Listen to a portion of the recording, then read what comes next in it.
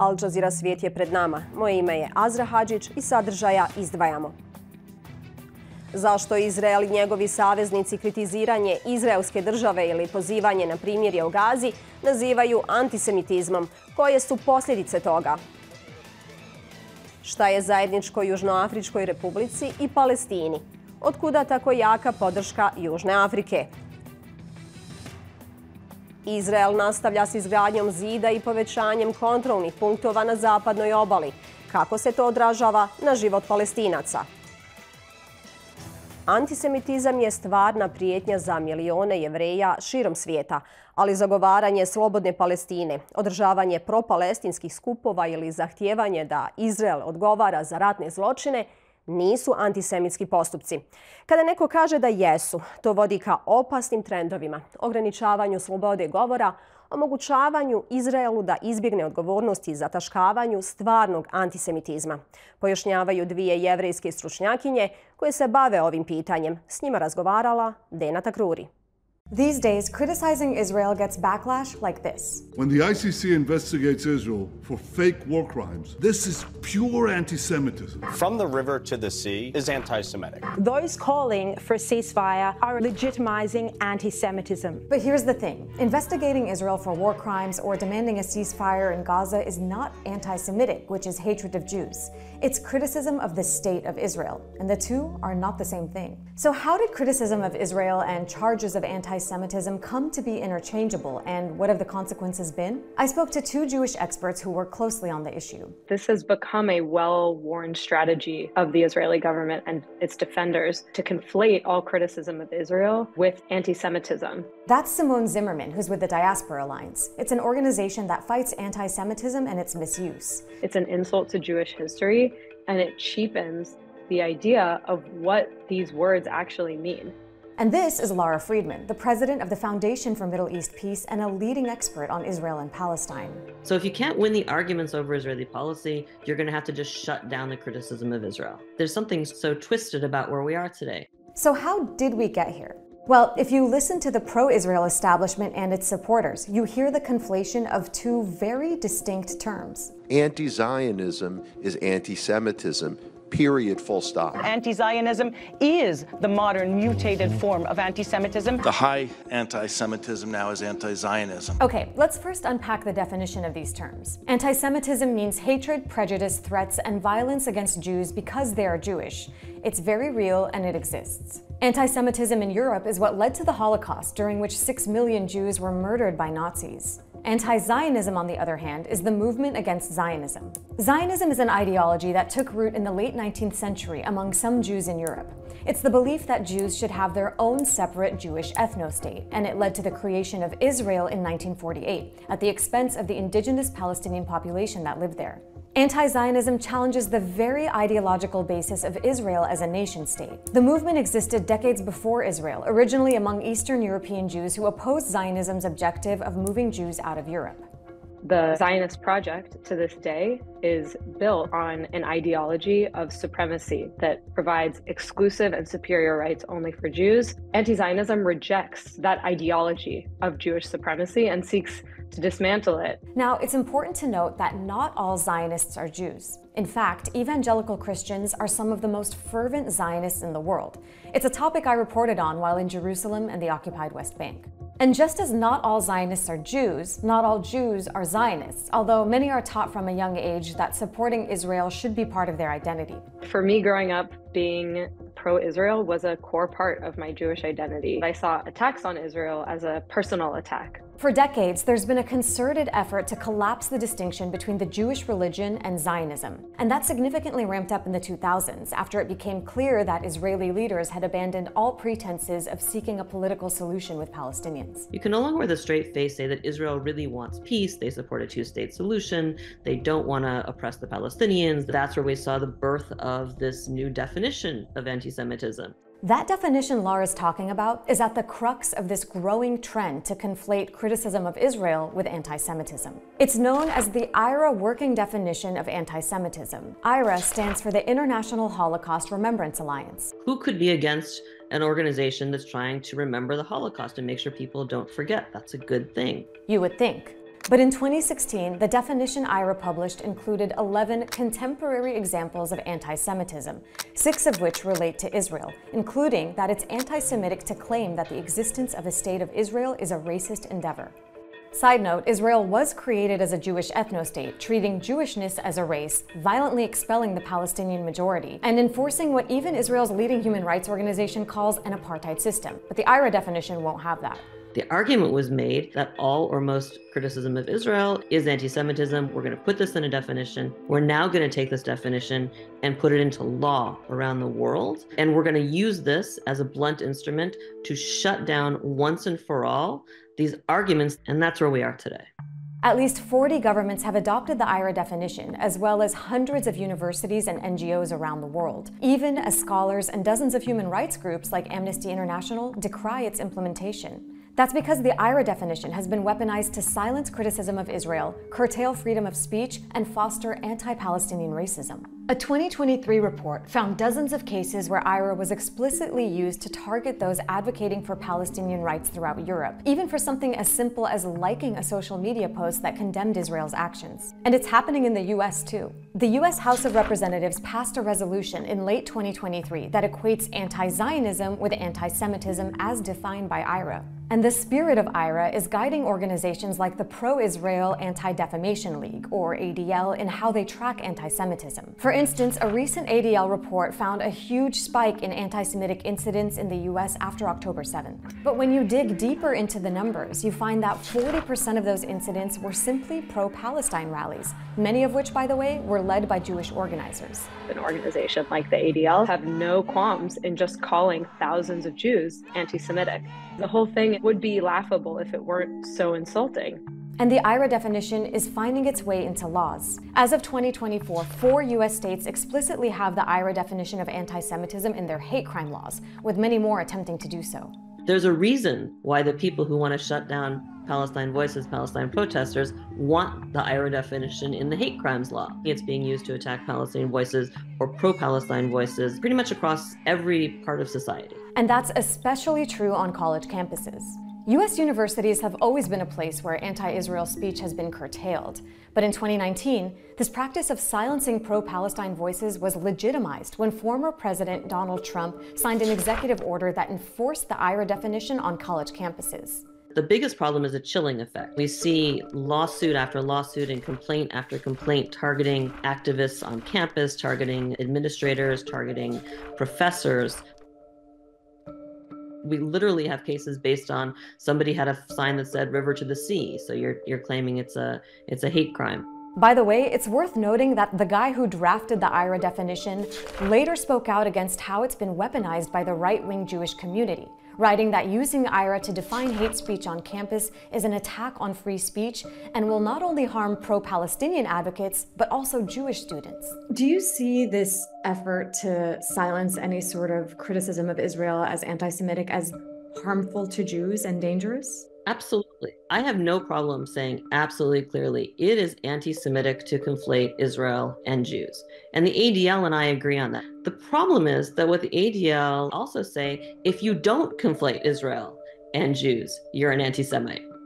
And that's incredibly dangerous because my argument, which says you shouldn't go out and target a Jewish kid because they're Jewish and hold them accountable for what Israel is doing, but you're simultaneously insisting that every Jewish kid on campus, support for Israel and Zionism is intrinsic to their identity. You are effectively conflating every Jewish person with the state of Israel. That is incredibly dangerous. And in the midst of all this, you have Israeli leaders promoting nationalist interests over fighting actual anti-Semitism around the world. There's a history of Israeli government leaders actually playing down very dangerous forms of right-wing anti-Semitism because some of the very same people that promote that are allies of the Israeli government, who they see as part of building a world of racism and fear and division. Take, for example, the far-right xenophobic Prime Minister of Hungary, or the Italian Prime Minister who herself was a member of a neo-fascist movement as a teenager, who have both found a friend in Israeli Prime Minister Netanyahu. And of course, former President Trump, who courted white supremacists in his base and called neo-Nazi protesters very fine people. But Israeli leaders like Netanyahu give all of them a pass because they have the right view on Israel. And in the face of the very real threat of anti-Semitism perpetrated by white supremacists, we've also seen some Israeli leaders implicate Palestinians as a similar threat to Jews. In 2018, a white supremacist killed 11 Jewish worshippers at a Pittsburgh synagogue in what was the worst attack on Jews in US history. But listen to how this Israeli leader, speaking to that congregation a few days later, seemingly equated the white supremacist perpetrator with Palestinians who had nothing to do with the attack. From Sderot in Israel to Pittsburgh in Pennsylvania, the hand that fires missiles is the same hand that shoots worshippers. We will fight against the hatred of Jews and anti-Semitism wherever it raises its head. He drew a direct line from the Pittsburgh shooter to Palestinian militants. There are real reasons why so many Jews are afraid for their own safety. And very often we see Israeli government leaders weaponize that fear and misdirect it at Palestinians. Palestinians are not responsible for the Holocaust. And yet the state of Israel repeatedly uses the memory of the Holocaust to stoke anti-Palestinian racism and to justify its actions against Palestinians. And to shield itself from international law. When Israel was recently on trial for genocide against Palestinians in Gaza at the International Court of Justice, a court set up in the wake of the Holocaust to prevent the atrocities that Jews had experienced, many Israeli leaders accused the court of anti-Semitism. The Hague hearing, it's a show of shame, hypocrisy, and blatant anti-Semitism. The idea that the Israeli government is weaponizing the legacy of these international institutions to evade any consequences for the atrocities in Gaza, it's such a tragedy of history. Anti-Semitism is a very real threat to the millions of Jews around the world. But advocating for a free Palestine, holding a pro-Palestine rally, or demanding Israel be held accountable for war crimes are not anti-Semitic actions. Saying they are only leads to dangerous trends, suppressing free speech, allowing Israel to evade accountability, and obscuring actual anti-Semitism. Izraelski apartheid na palestinskim teritorijama daleko je ekstremniji od svega što smo vidjeli u našoj zemlji, kazao je južnoafrički ambasador u Nizozemskoj. Južnoafrička republika dugo je zagovornik prava Palestinaca. Prošlog mjeseca dovela je Izrael pred Međunarodni sud pravde, optužila ga za genocid u Gazi. Fahmida Miller osvrće se na historiju podrške Palestincima.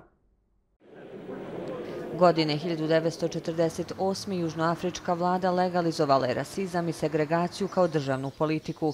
Rasna segregacija i vladavina bijele manjine poznata je kao apartheid. Iste godine proglašena je država Izrael, što je bio povod za prvi arapsko-izraelski rat. Cionističke vojne snage protjerale su najmanje 750.000 Palestinaca s njihove zemlje. Postepeno osvajaju više od 70% Palestine tokom narednih nekoliko decenija.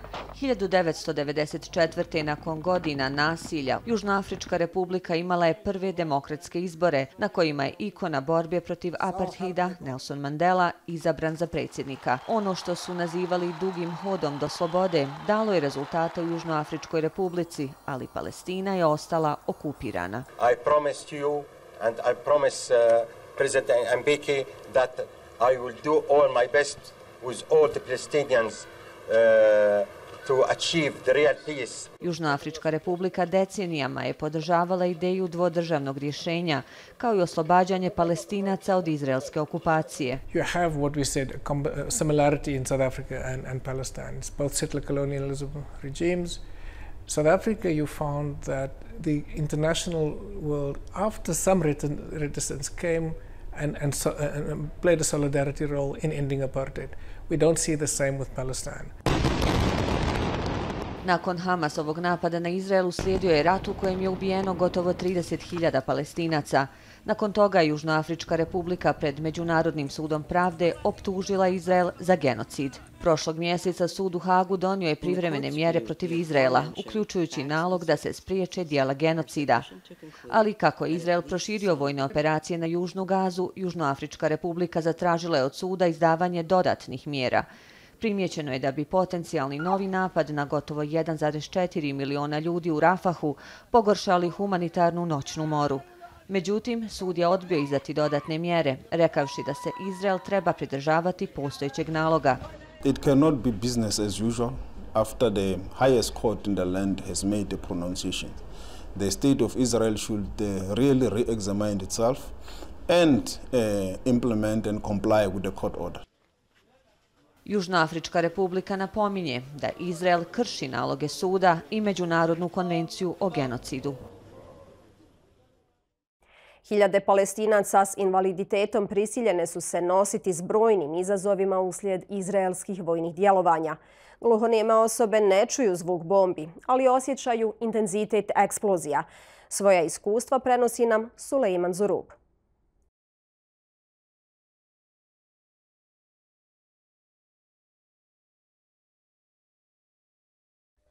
اسمك سليمان زارو من خان يونس جاي نازح طبعا من خان يونس بعد القصف هرب من خان يونس على رفح واجا شايل اغراضه على بديه يعني فيش حدا يعني فيش مواصلات سامع القصف وشارد نازح يعني مسك الرايه البيضاء وقاعد يرفرف فيها قاعد مر الامن حتى بقول لك فيش طحين في رفح ولا في اي مي المي بعاني منها معاناه كبيره بمشي مسافه كبيره لما يجي يجيب مي للدار اولاد صغار عند 6 انفار قاعدين فيش اكل لا شرب ولا حاجه الحمد لله على كل حاجه من رب العباد وان شاء الله يا ربنا هيك تصلح الاحوال ونروح على بيوتنا وعلى اهلنا ونشوف اهلنا في خان يونس. انت الان وين موجود؟ في خيمه هيها موجود لكن مخنوق لكن لا في اكل ولا شرب. كله ايش يعني خيمه بالنسبه لك؟ ايش بتذكرك؟ شو يعني هذا بتذكرك فيش؟ بتذكرك الخيمه. ذكرني في معاناه عشتها انا واولادي. لا في اي حاجه لا في اي حاجه مقومات الحياه موجوده عندنا في رفح الان. فيش ولا حاجه لا بياكل ولا بشرب ولا في لحم ولا فراغ.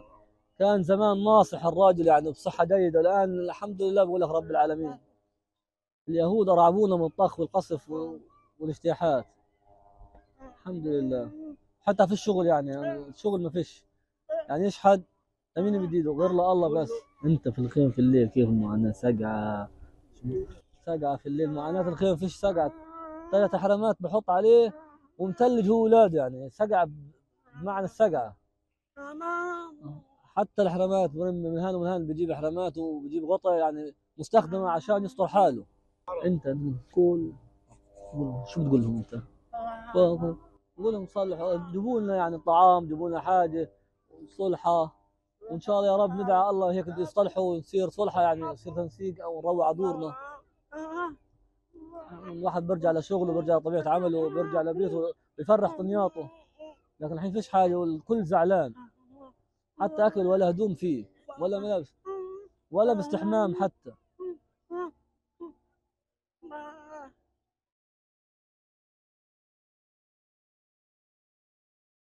12-godišnji Mohamed Šama pravio je zmajeve i puštao ih ispred svoje kuće, na nebu iznad Gaze. Napadi izraelske vojske prisilili su njegovu porodicu da izbjegne u kamp Rafah. No on ne odustaje od svog hobija i od malo resursa koje ima na raspolaganju i dalje pravi i pušta zmajeve, sanjajući o mirnom nebu iznad Gaze.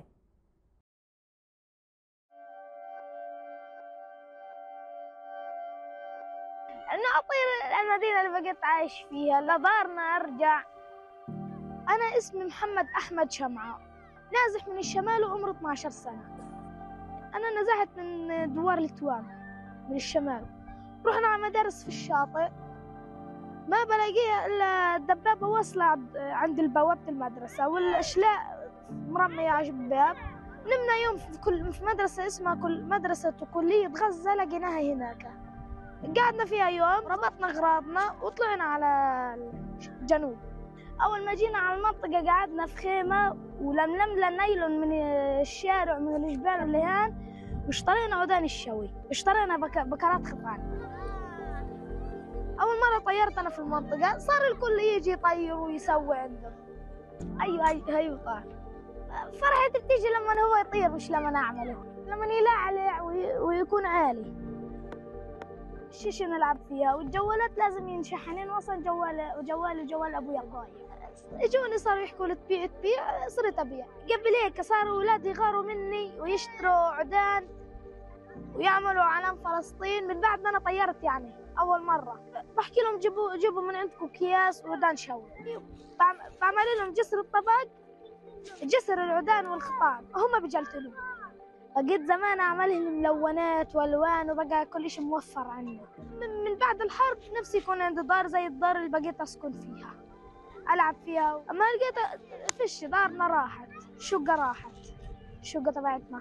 بتمنى إنه الحرب تخلص ونرجع على دورنا، إن شاء الله نلاقي دارنا واقفة. Izrael nastavlja s izgradnjom zida razdvajanja koji zadire u palestinsku teritoriju i odsjeca palestinske zajednice jedne od drugih. To se dešava uprkos presudi Međunarodnog suda pravde u kojoj se navodi da je zid ilegalan i kojom se Izraelu naređuje da prestane s izgradnjom. It's a prison. It's imprisoning the Palestinian people. The wall was the best way to destroy any possibility of Palestinian state. You can't talk about the wall alone as it is the concrete that we see here, 9 meters high, 800 kilometers long around the West Bank. It is inside the West Bank. It's with the wall, with the streets, the apartheid roads, the network, the complicated network that separate the roads of the Palestinians from the roads of the Israeli settlers. It is the checkpoints that controlling the Palestinian life. It's creating a kind of a new reality that the Palestinians will be enable the Palestinians to live in the ghettos and enable Israel to control the Palestinians forever. Here, for example, we're talking about 17 communities that has been isolated from Jerusalem. It used to be part of Jerusalem. Here, this place became a ghost town. Maybe they didn't came like to uproot the people and throw them out, but they make their life impossible here. Like their children studying on the other side of the wall. If they want to continue living here, they have to go all the way to Ramallah, to Qalandia. It takes them almost 3 hours in the morning with the rush hours to reach to their schools.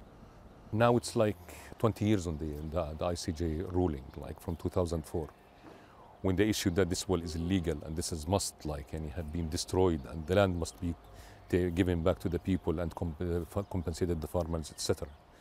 Unfortunately, this decision didn't have any implication officially. Given that the present situation and what's happening in Gaza, I think it's became a huge question mark on the whole set of what's called the international law. It's controlled by this colonial powers that the United States, the Europe, that they can adapt it with their own interests and benefits. I think what distinguishes the Palestinians is the survival capacity. The fact that they are trying to live no matter what the atrocity, how the atrocity is big. So even with the wall, they try still to live. In our minds and in our conscience, this is not finished. We are not defeated. Izraelska vojska je od 7. oktobra povećala broj kontrolnih punktova širom okupirane zapadne obale.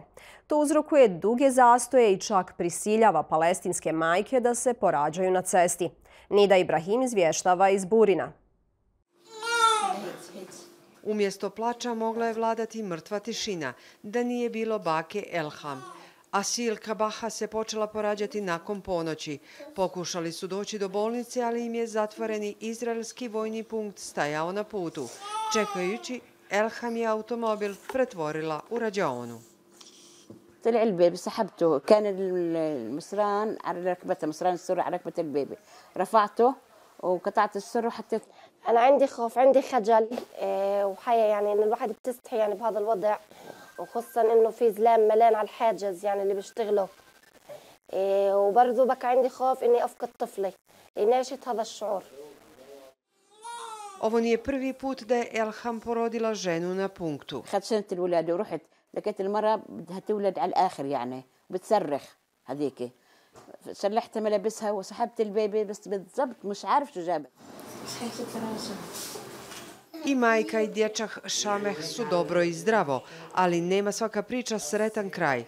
Rula Štajeh nam pokazuje rodni list svoje ćerke. Pored njega stoji smrtni list s istim datumom. Rula se sjeća kako je sa mužem Daudom strahovala na izraelskom punktu, udaljenom nekoliko minuta vožnje od njihovog doma u Burinu na sjeveru okupirane zapadne obale. Vojnici su joj rekli da sjedi i ne pravi buku, ali ova žena u podmakloj trudnoći to nije mogla. Vikala je, rodila sam. Potom je utihnula, a onda ponovo povikala. Mislim da je umrla. أقول له خلاص يعني ما أظنش إنها طيبة نموت يعني ما في مجال يعني شكلها تغير يعني بس كيف بين وبين لا يعني زي أقول بركي على الله يعني إنه فيها حياة لما ينزل من فمها ومناخيرها دم كيف Beba Mira rođena i umrla na punktu. الحبل السرة قطعته حبل السرة في حجرين. 3 godine kasnije par je opet dobio kćerku. Dali su joj ime Mira. For many Palestinian women, the journey to motherhood is not always a joyous occasion, but comes with difficulties and obstacles. Just a few hours ago, the Israeli military installed this gate at the entrance to the village. Mothers about to give birth and needing to go to the hospital might not know which gate is open and which one is closed. Sve je bilo zatvoreno kada se 20-godišnji Kasam Bakr rodio 2003. Nije siguran gdje tačno, ali pretpostavlja. Ovdje je nekad bio postavljen izraelski punkt. يعني بتمنى انه اكون اخر فتى انه ينولج على الحاجز بدنا نعم السلام في منطقه السلام. Želja mu se nije ostvarila. Beba Šameh je posljednja za koju znamo da je rođena na punktu. Šameh znači ponosan. Njegova porodica se nada da će jednog dana on živjeti u skladu sa svojim imenom i slobodno hodati zemljom u kojoj nema punktova. Bio je ovo još jedan Al Jazeera Svijet. Hvala vam za izdvojeno vrijeme. Doviđenja.